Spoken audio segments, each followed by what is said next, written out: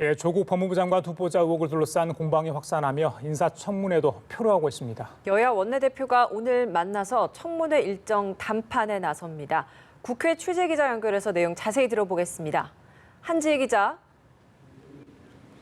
네, 여야가 연일 조국 법무부 장관 후보자를 향한 각종 의혹과 인사청문회 일정을 놓고 전면전을 벌이고 있는데요.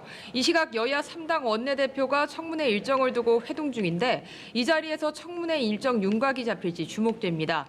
오는 30일까지로 조 후보자의 청문회 시점을 못 박았던 민주당은 한국당을 향해 인사청문회 날짜를 확정하라고 최후 통첩 메시지를 날렸습니다.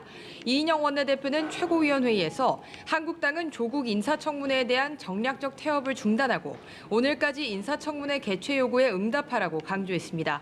그러면서 이 제안이 받아들여지지 않을 경우 이른바 국민청문회 중비에 단독으로라도 청문회를 추진하겠다고 경고했습니다.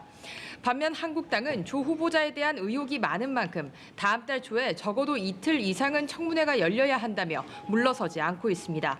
나경원 원내대표는 최고위원회의에서 조 후보자의 임명을 강행하는 날은 문재인 정권의 종국을 더 앞당기는 날이라며 각을 세웠습니다.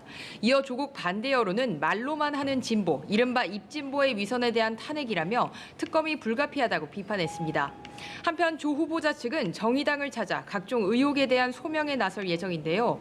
인사청문회 준비단이 직접 정의당을 찾아 소명을 하는 만큼 데스노트에 대한 정의당의 최종 입장이 정해질 것으로 보입니다.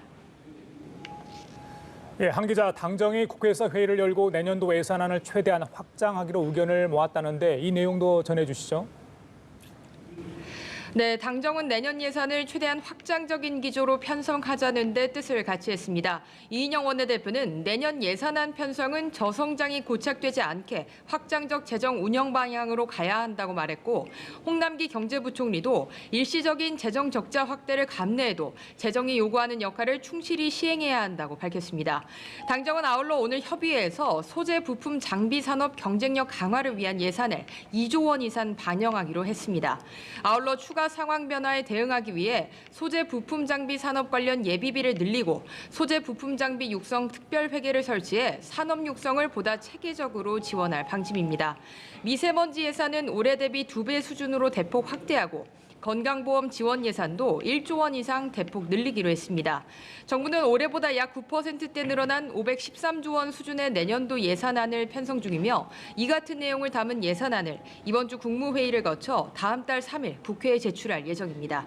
지금까지 국회에서 연합뉴스TV 한지입니다.